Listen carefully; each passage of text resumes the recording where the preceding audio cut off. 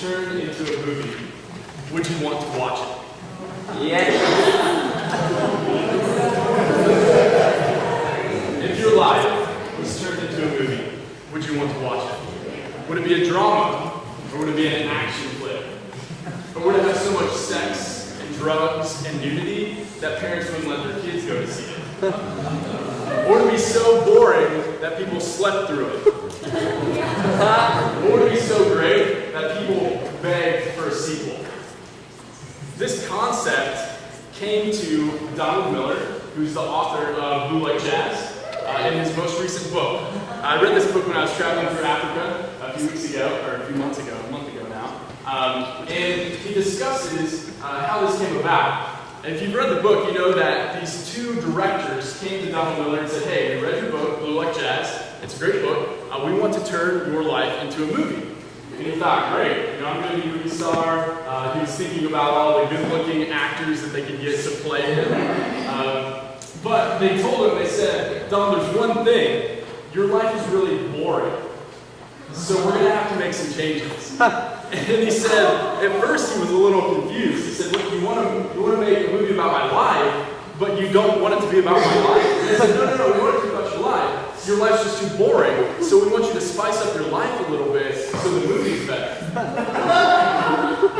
After he started thinking about this, he realized that his life was kind of boring. Sure, he wrote a great book, but other than that, he hadn't really done a lot of things, hadn't really lived for any certain purpose. And I think that this is something that can be seen in Christians throughout the United States today, if you think about it. There are a lot of Christians who I look at and I say, man, their life is boring. And I think a lot of people that aren't Christians look at Christians and say, Christianity is a faith based on regulations, it's based on rules, it's based on things we can and can't do, and it's just boring. They don't enjoy life. And what's sad about that understanding and about the fact that that's probably true in the United States when you look at the majority of Christianity is that that is not how God intended it to be. If you look back at the New Testament and we see the first century Christians, their life was anything but boring. Matthew chapter 16, Jesus says to his disciples, if anyone would come after me, he must deny himself and take up his cross and follow me. For whoever wants to save his life will lose it, but whoever loses his life for me will find it. What good will it be for a man if he gains the whole world, yet forfeits his soul? I think that when we look at Christians today, we see that most of the people that are living boring lives are living boring Christian lives because they're not listening to what Jesus said in this verse. They're not realizing that there's something to be done as a Christian. It's not just a rules and regulations and things like that, a code that you must follow to be accepted by God. Instead, they're not listening and they're not hearing what he says when he says, whoever wants to save his life will lose it. Whoever loses his life for me will find it. Most people that are living boring lives are trying to save their lives. Or maybe they're the next person. What good will it be for a man if he gains the whole world yet forfeits their soul? So these people are sometimes focused on gaining the world, whether it be through money or through a house or through a new car or whatever it may be. And they're not realizing that they're not fulfilling God's requirement in this text. They're not following what he really says to them. Or maybe they're living boring lives because they're afraid. Maybe they're afraid of following Christ and what that would really look like in their lives.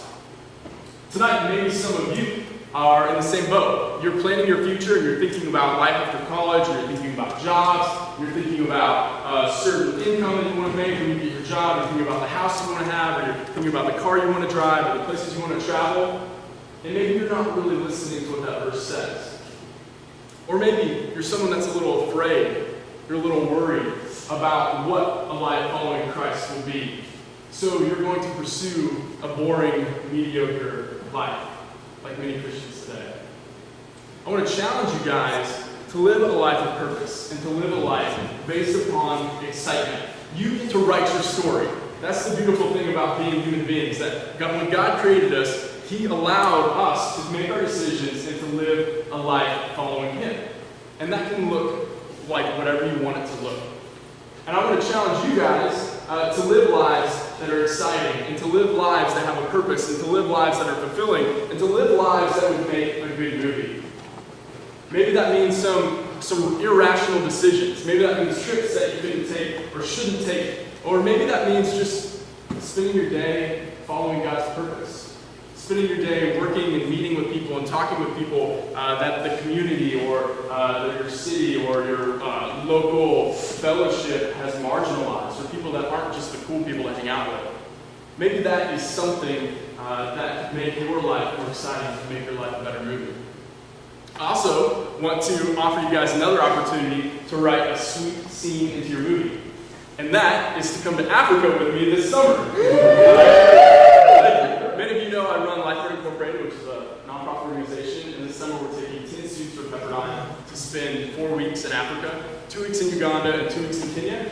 And I know that your movie will be much better if you travel with us to do this. I've actually got a movie that I want to show you guys. JJ Starr, many of you know him, traveled with me over Christmas break and put together this short clip just from some great scenes that he found as he was recording and traveling with LifeRed. He'll be putting together like a full-length documentary later on. So JJ, you want to hit it?